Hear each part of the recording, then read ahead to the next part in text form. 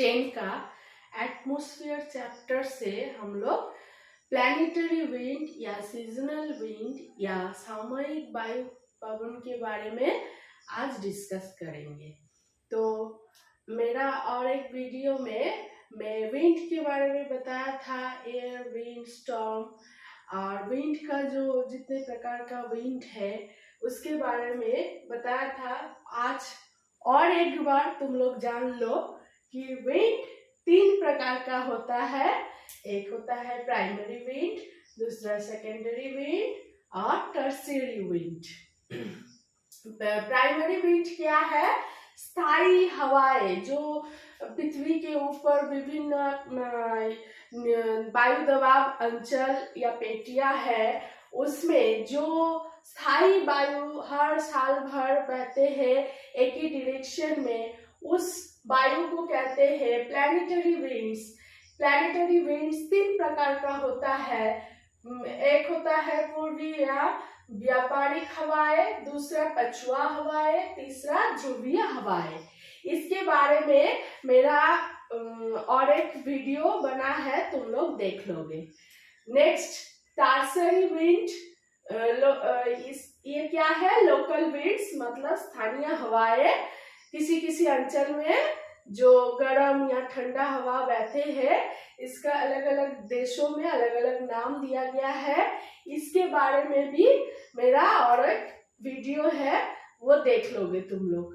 आज जो हम लोग जानेंगे वो है सेकेंडरी विंड या पीरियोडिकल विंड्स, जिसको कहते हैं सामयिक पवनें। इसका और एक नाम है सीजनल विंड्स। Seasonal winds.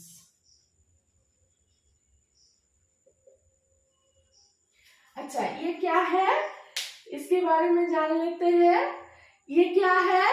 ये किसी 2 जगह, मैंने कहा था कि हवा हमेशा हाई प्रेशर से लो प्रेशर की ओर ही जाता है। हाई प्रेशर कहाँ होता है? जहाँ टेम्परेचर लो होता है, माने टेम्परेचर कम होता है। और लो प्रेशर कब होगा? जहाँ टेम्परेचर अधिक होता है, गर्म हो जाता है जो जगह, वो जगह क्या होता है? लो प्रेशर होता है। तो हवा हमेशा हाई प्रेशर से लो प्रेशर की ओर ही जाता है। तो दिन में या ऋतु में क्या होता है? ये जो 2 जगह के बारे में बताया, हाई प्रेशर से लो प्रेशर की ओर हवा जाता है, ये जो है ये ऋतु में या दिन में 2 बार इसका स्थानांतरण होता है। इस हवा को कहते हैं क्या? Seasonal winds. आप देखते हैं सीजनल विंड्स कितने प्रकार का होता है? 3 प्रकार का होता है। एक होता है स्थलीय एवं जलीय समीर होता है, जो स्थल से जल की ओर या समुद्र की ओर या समुद्र से स्थल की ओर आता है। नेक्स्ट क्या है? पर्वतीय एवं घाटीय समीर, इसके बारे में देखेंगे। और मानसून हवाएं क्या है? मानसून हवाएं जो हवा के वजह से हमारे इंडिया और इंडिया के आसपास का जगह में क्या होता है? जून जुलाई इस टाइम पे बारिश होता है, पर्वतीय वर्षा, उसको कहते हैं मानसून हवाएं। मानसून हवाएं से जेट स्ट्रीम का एक अलग रिलेशन है, उसके बारे में मेरा एक वीडियो दिया गया है, तुम लोग देख लोगे। अच्छा, आज देखते हैं स्थलीय एवं जलीय समीर क्या है। क्या है? मान लो यह स्थल भाग है। स्थल भाग के नीचे ऐसे समुंदर है, समुंदर के किनारे ये उपकूल भाग या स्थलीय भाग है। ये स्थलीय भाग में क्या होता है? दिन में सूरज का किरणें लंबवत गिरते हैं। लंबवत गिरने से क्या होता है? दिन में स्थलीय अंश में ये सूरज का जो ताप होता है, टेम्परेचर जल्दी एब्जॉर्ब कर लेते हैं, मतलब जल्दी शोषित कर लेते हैं, करके ये गर्म हो जाता है, टेम्परेचर अधिक हो जाता है। उसकी तुलना में समुद्र क्या करते हैं? देर में धीरे धीरे टेम्परेचर शोषित करते हैं। तो क्या होता है? दिन में यहाँ हाई टेम्परेचर होता है, यहाँ लो टेम्परेचर होता है सूरज का किरणें या ताप गिरने से। तो ये भूपृष्ठ ज्यादा गर्म हो गया तो हाई टेम्परेचर होता है तो प्रेशर क्या होता है, लो प्रेशर होता है। और लो टेम्परेचर होने से प्रेशर क्या होगा, हाई प्रेशर। और प्रेशर हाई, हवा हमेशा हाई प्रेशर से लो प्रेशर की ओर ही जाता है। तो यहाँ से समुद्र का वायु कहाँ जाएगा, ऐसे स्थल भाग में जाता है। स्थल भाग में जाने से ये जो हवा हो गया इसको कहते हैं समुद्र वायु, कहते हैं इसको समुद्र वायु।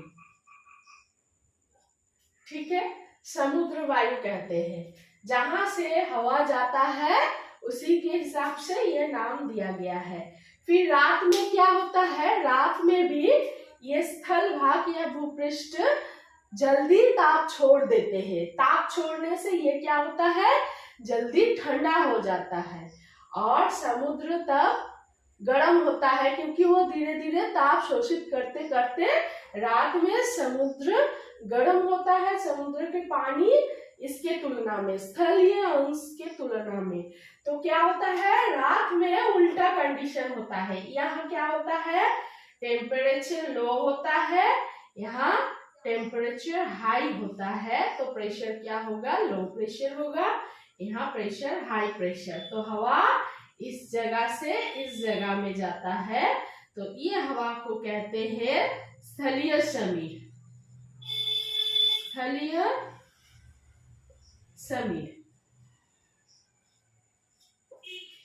ये समुद्र वायु या स्थलीय समीर या जलीय समीर, ये हो गया हमारा पीरियडिकल या सामयिक पवने, इसको कहते हैं।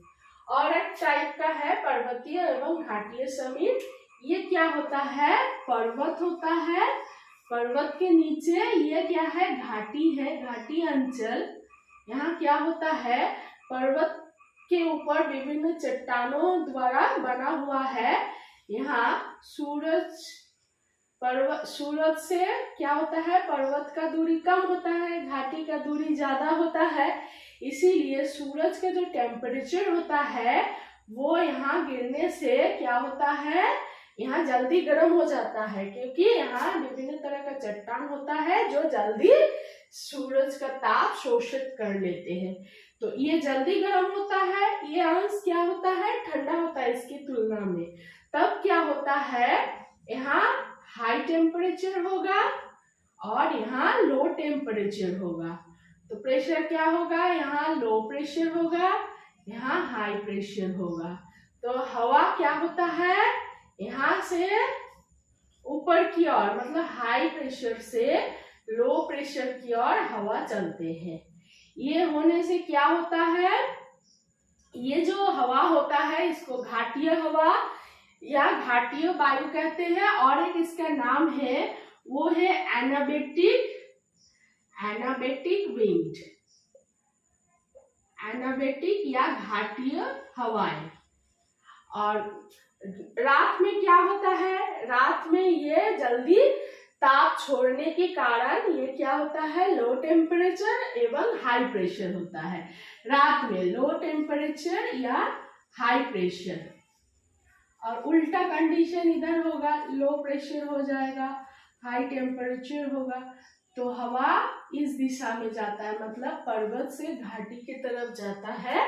इस विंड को कहते हैं पर्वतीय हवा या कैटाबेटिक विंड।